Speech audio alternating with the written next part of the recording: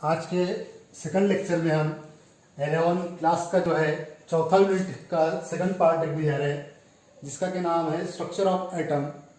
तो last lecture में हमने जो है एटम के बारे में और उसके अंदर आने वाले दो बुनियादी जर्रे जो होते हैं, it is fundamental particles, two types के जो है, एक नेगेटिव चार्ज कैरियर्स जिसको हम इलेक्ट्रॉन कहते हैं, उसको जे थॉमसन ने दरियाफ्त किया। उसके बाद में फिर जो है पॉजिटिव चार्ज कैरियर्स पार्टिकल्स जो है, जो कि प्रोटॉन जो है, उसकी दरियाफ्त जो है गोल्डस्टीन ने किया। तो यहाँ पर जो है दो बुनियादी जर्रे हमको जौहर के अंदर के मालूम हो चुके हैं, इसलिए ये मालूम हुआ कि जौहर जो है बर्की लिहाज से कैसा है, मुअतदिल जर्रा है। तो यहाँ पर जो है इससे आगे का पार्ट हमको देखना है कि जौहर जो है, इसका जब जौहरी अदद का मुतालबा होता था तो पहले ये कहा जाता था कि वहाँ पर जो है जो जितने नंबर ऑफ इलेक्ट्रॉन्स या जितने नंबर ऑफ प्रोटॉन्स उसके अंदर मौजूद रहेगी, उसके दो गुना जो है उसकी कमियत रहेगी। यानी फर्ज करो किसी एलिमेंट्स में अगर वहां पर दो इलेक्ट्रॉन है या दो प्रोटॉन है तो उसके दो गुना क्या रहेगी, वहां पर उसकी कमियत रहेगी। सबसे पहले आप लोगों को ये मालूम है कि यहाँ पर ए जो है ये स्टैंड होता है एटॉमिक मास और Z स्टैंड होता है एटॉमिक नंबर। ये आपने देखे होंगे 10th क्लास से। तो Z को हम क्या कहते हैं, एटॉमिक नंबर, जौहरी अदद। जौहर में मौजूद इलेक्ट्रॉन या प्रोटॉन की तादाद को, या तो इलेक्ट्रॉन की तादाद या प्रोटॉन की तादाद को हम क्या कहते हैं, जौहरी अदद कहते हैं। जौहर में मौजूद या तो इलेक्ट्रॉन की तादाद या प्रोटॉन की तादाद को क्या कहते हैं, जौहरी अदद कहते हैं। यहाँ पर Z से उसको सिंबॉलिकली के लिए वाज़ेह करते हैं। यहाँ पर जो है फॉर एग्जाम्पल मैंने यहाँ लिया हीलियम, इसकी जौहरी अदद जो है 2 है, यानी इसका Z कितना है, यहाँ पर Z इक्वल टू 2। 2 क्या होगा इसके अंदर, ये 2 जाहिर कर रहे हैं कि इसमें 2 प्रोटॉन्स है या फिर 2 इलेक्ट्रॉन्स है। फंडामेंटल पार्टिकल जो है इसके अंदर के जो निकाले गए, तो एक प्रोटॉन और दूसरा इलेक्ट्रॉन निकला। तो यहाँ पर जो है हीलियम जो एलिमेंट है, इसमें के प्रोटॉन की तादाद या इलेक्ट्रॉन की तादाद कितनी है, 2। प्रोटॉन और इलेक्ट्रॉन की तादाद जो हमेशा मसावी रहेगी। क्यों मसावी रहेगी, क्योंकि एटॉम इज न्यूट्रल। हमने क्या कहा, एटॉम इज न्यूट्रल। यहाँ पर क्या कहा गया, एटम जो है कैसा है, न्यूट्रल है। जौहर मुअतदिल है, यानी इलेक्ट्रॉन और प्रोटॉन यानी पॉजिटिव और नेगेटिव की मिकदारें जो है वो हमेशा कैसी रहेगी, इक्वल रहेगी। यानी इलेक्ट्रॉन की तादाद और प्रोटॉन की तादाद हमेशा कैसी रहेगी, इक्वल रहेगी, मसावी रहेगी। इसलिए हम क्या कहते हैं, जौहरी अदद किसे कहते हैं, या तो प्रोटॉन की तादाद या इलेक्ट्रॉन की तादाद को क्या कहते हैं, जौहरी अदद कहते हैं। यानी Z आपको मालूम है, ये आपने पढ़ के आ गया। अब यहाँ पर A जो है मैंने कहा atomic mass, that is the, यहाँ पर जो है एटॉमिक मास जो डिफाइन होगा, या यहाँ पर जो है रदरफोर्ड ने जो बताया, तो रदरफोर्ड ने जो बताया, क्या बताया कि जौहरी अदद के 2 गुना जौहरी कमियत रहेगी। ये जो यहाँ पर 2 जो है ये जौहरी अदद है, और 4 जो है इसका A है, यानी एटॉमिक मास है, यानी 4 उसमें जो है atomic mass. Total number of electron है, टोटल नंबर ऑफ प्रोटॉन को जो है उसने क्या कहा, तो उसकी जौहरी कमियत कहा। किसने, रदरफोर्ड ने। अकॉर्डिंग टू रदरफोर्ड वहां पर क्या कहता है, जौहरी कमियत जो है कितनी रहेगी, तो जौहरी अदद से 2 गुना रहेगी। और जौहर बर्की लिहाज से कैसा रहेगा, मुअतदिल रहेगा, यानी जितने इलेक्ट्रॉन रहेंगे उतने ही प्रोटॉन रहेंगे।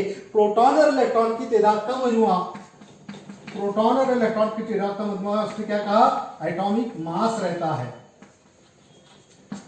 किसके कहने के मुताबिक, रदरफोर्ड के मुताबिक।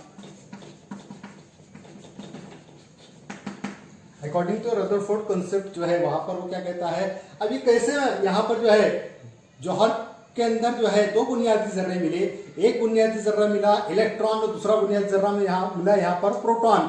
दोनों बुनियादी जर्रे पे से हमको जो है क्या मालूम हो रही है, एटॉमिक नंबर मालूम हुआ, जौहरी अदद, और दूसरी मालूम है जौहरी कमियत। अब जौहरी कमियत जो है क्या बताया उसने कि जौहर में मौजूद इलेक्ट्रॉन और प्रोटॉन की तादाद के मजमूए को क्या कहता है, वो जौहरी कमियत कहता है रदरफोर्ड। यहाँ पर रदरफोर्ड के नजरिए के मुताबिक यहाँ पर 2 बुनियादी जर्रे मिले हैं, इसमें से एक जो है मुस्बत जर्रा है और एक मनफी जर्रा है। तो मुस्बत जर्रा और मनफी जर्रा जो है, जो 2 जर्रे यहाँ पर मिले हैं, इनका मकाम क्या है, ये किस तरह से रहेंगे या जौहर किस तरह से दिखेगा, तो उसकी साख्त बताने के लिए जो है वहां पर जो है, जो कि जॉन डाल्टन ने कहा था, जौहर एक ठोस भरा हुआ गोला है और उसके दरमियान में नॉनपोलर है। तो ये मालूम करने के लिए वहां पर जो है रदरफोर्ड ने एक अपना तजुर्बा पेश किया और वो तजुर्बा जो है इस तरह से है,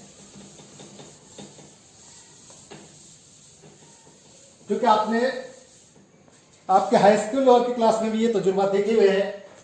इस तरह से उसने एक सोने की पतली चादर लिया,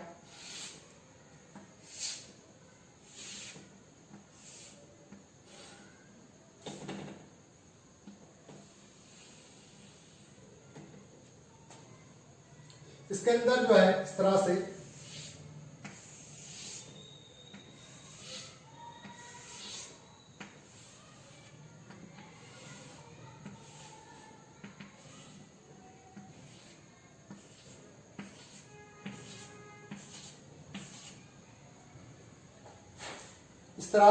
एक सोने की पतली चादर लिया जिसको कहा thin gold foil, thin gold foil, सोने की पतली चादर।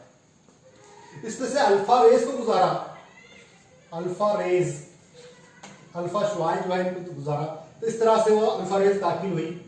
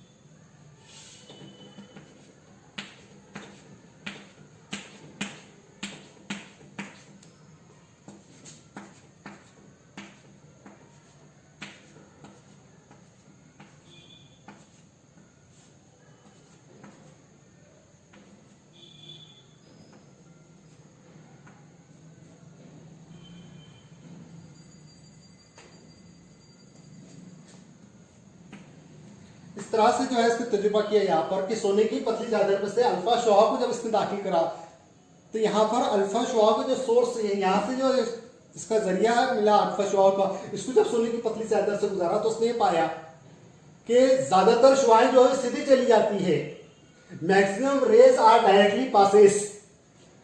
यानी सोने की पतली चादर से जब उसने शुआओं को गुजारा अल्फा शुआओं को, तो शुआएं जो है ज्यादातर कैसे चलेगी, सीधी चलेगी, स्ट्रेट पासेस।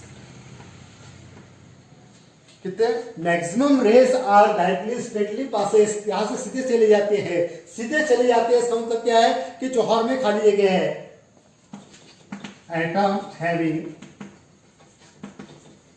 हेलो स्पेस,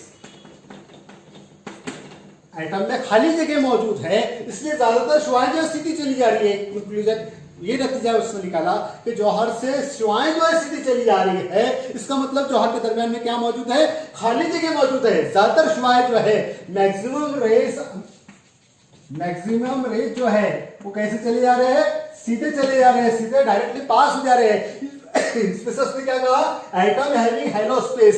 ये नजर आ रहा है आपको शक्ल में कि ज्यादातर शुआएं कैसे सीधी चली जा रही है, नजर आ रहा है आपको यहाँ पर शुआएं जो सीधी चली जा रही है। जो ज्यादातर शुआएं जो सीधी चली जा रही है, इसका मफहूम क्या है कि जौहर के दरमियान में खाली जगह मौजूद है, इसलिए शुआएं जो सीधी चली जा रही है। इसका मतलब क्या है कि जॉन डाल्टन ने जो कहा था कि जौहर एक ठोस भरा हुआ गोला है, वो गलत साबित हुआ।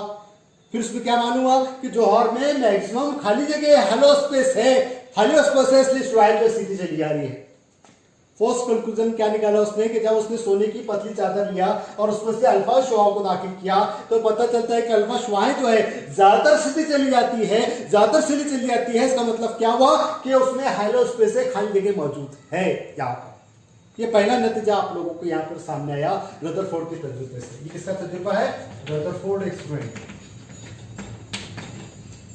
ये रदरफोर्ड ने तजुर्बा जो है तकरीबन 1911 में किया है। यहां पर रदरफोर्ड के नजरिए के मुताबिक एटम जो है ये खाली जगह रखता है, खाली जगह रखता है, इसका मतलब वहां से शुआएं जो सीधी चली जा रही है। शुआएं सीधी चली आ रही है, इसका मतलब जौहर के दरमियान में खाली जगह मौजूद है। उसने क्या किया, सोने की पतली चादर लिया, उसमें से अल्फा शुआ को गुजारा, पता चल रहा है ज्यादा शुआएं सीधी चली आ रही है, इसका मतलब जौहर में खाली जगह मौजूद है। ये पहला नतीजा रदरफोर्ड ने निकाला।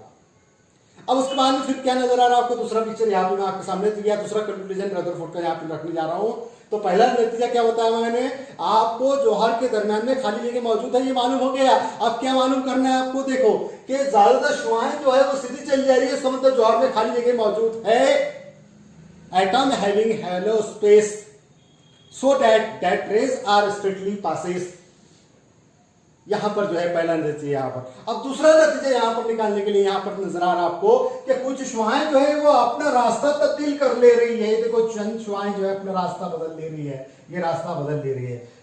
Certain rays are deviated their direction and certain rays are rebound back, नजर आ रहा आपको ये रिबाउंड बैक हो रहे हैं। कुछ शुआएं जो है वापस हो जा रही है, इन्हें किसी न किसी चीज से, वो किसी न किसी शय से टकराते हुए वापस हो जा रही है। Certain rays are deviated their ways their pathways and certain rays are rebound back, that means यहां से क्या नतीजा निकलता है, रदरफोर्ड क्या कहता है, या रदरफोर्ड क्या नतीजा पेश करता है, क्या कंक्लूजन देता है हमको कि जौहर में ऐसी कोई चीज बीच में मौजूद है, दरमियान में मौजूद है, जिससे टकराते हुए या तो शुआएं अपना रास्ता बदल लेती है या फिर वापस हो जाती है। जौहर के दरमियान में कोई ठोस चीज ऐसी मौजूद है या ठोस चीज ऐसी मौजूद है जिससे टकराते हुए,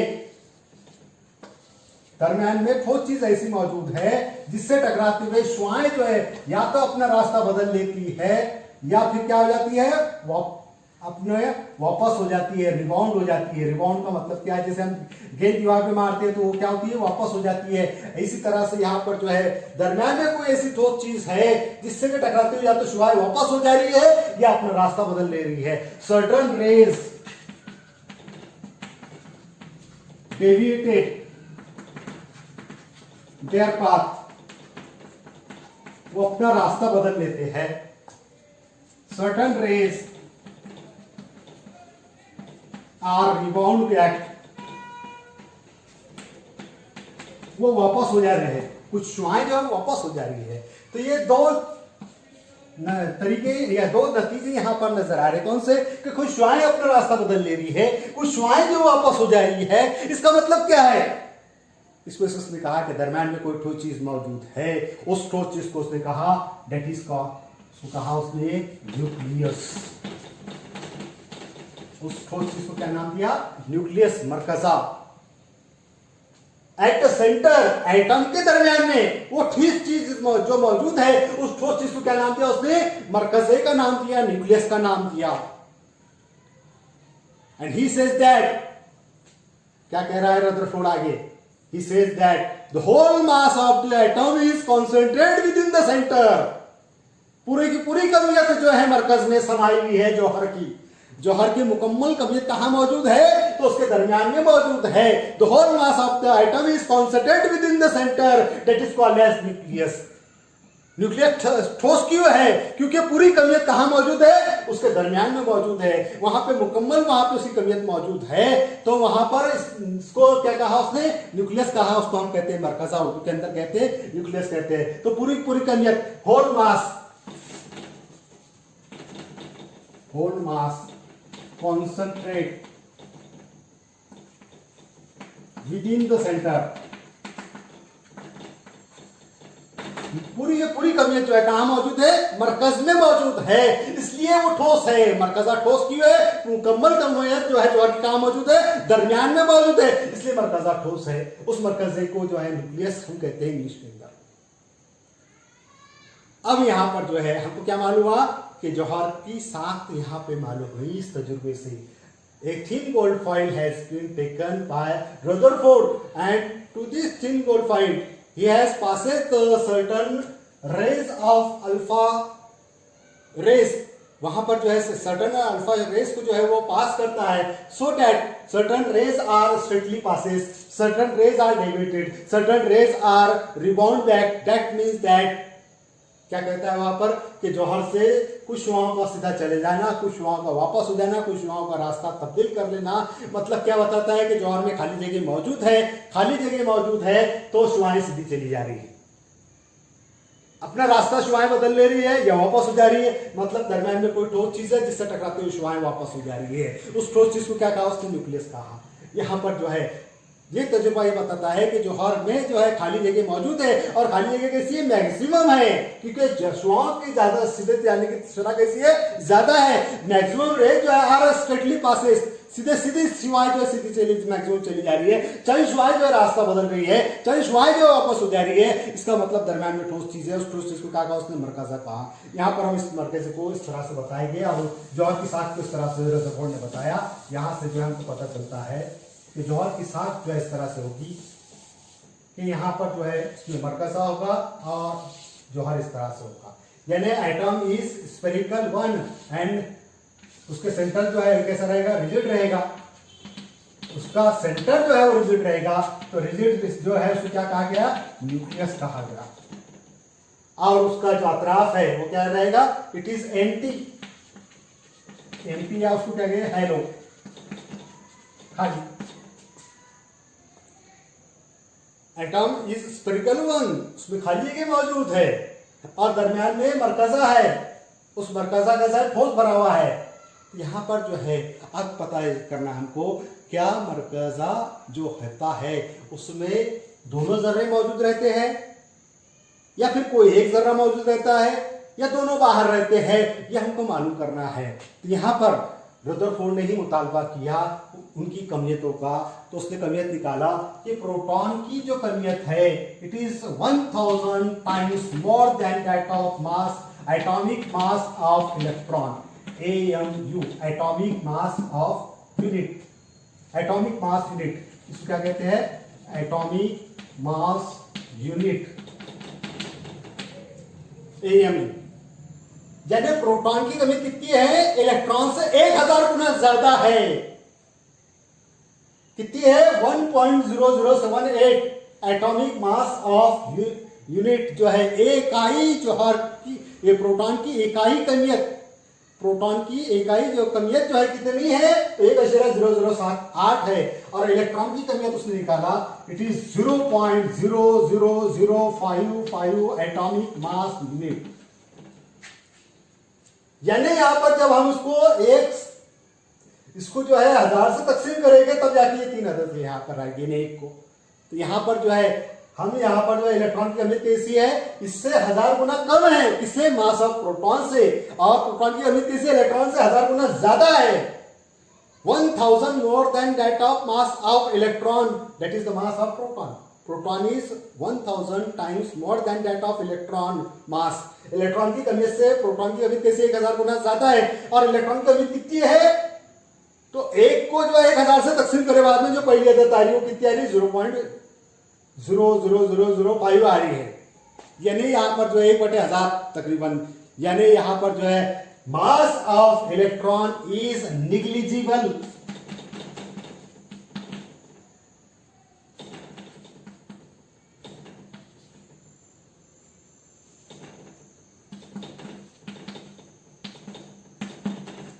यहां पर निग्लिजिबल कमियत है, किसकी निग्लिजिबल कमियत है, इलेक्ट्रॉन की कमियत। नजरअंदाज की जाए ऐसी कमियत जो इलेक्ट्रॉन की है। इलेक्ट्रॉन हल्का जर्रा है और प्रोटॉन भारी जर्रा है। अब क्या पता चलेगा आपको, एक जर्रा भारी दूसरा जर्रा हल्का। जो जर्रा भारी वो कहां रहेगा, it is present in the nucleus. ठीक है, न्यूक्लियस कैसा है, ठोस है, रिजिड है, भरा हुआ है। तो प्रोटॉन कहां रहेगा, इसका मकाम जो प्रोटॉन का कहां रहेगा, मरकजे में रहेगा। इलेक्ट्रॉन जो हल्का जर्रा वो कहां रहेगा, बाहर रहेगा।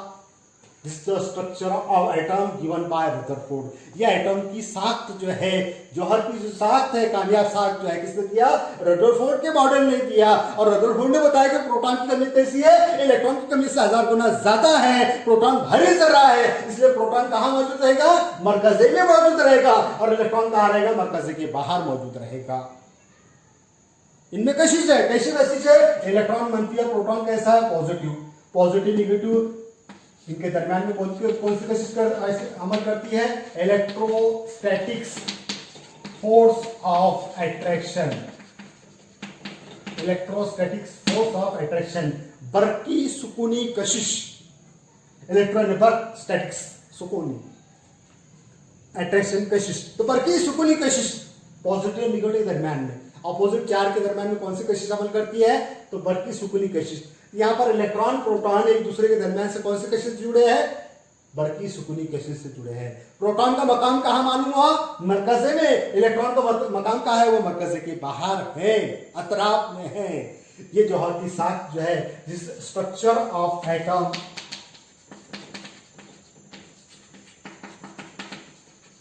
Given by Rutherford. रदरफोर्ड ने जो है जौहर की जो साख दी है वो ये है कि मरकजे में कौन रहेगा?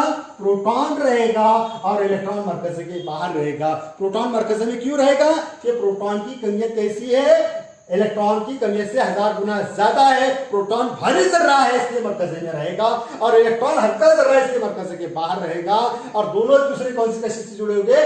बरकी सुकूनी कशिश से जुड़े होंगे। तो जौहर की साख को बताने वाला कौन है? रदरफोर्ड है।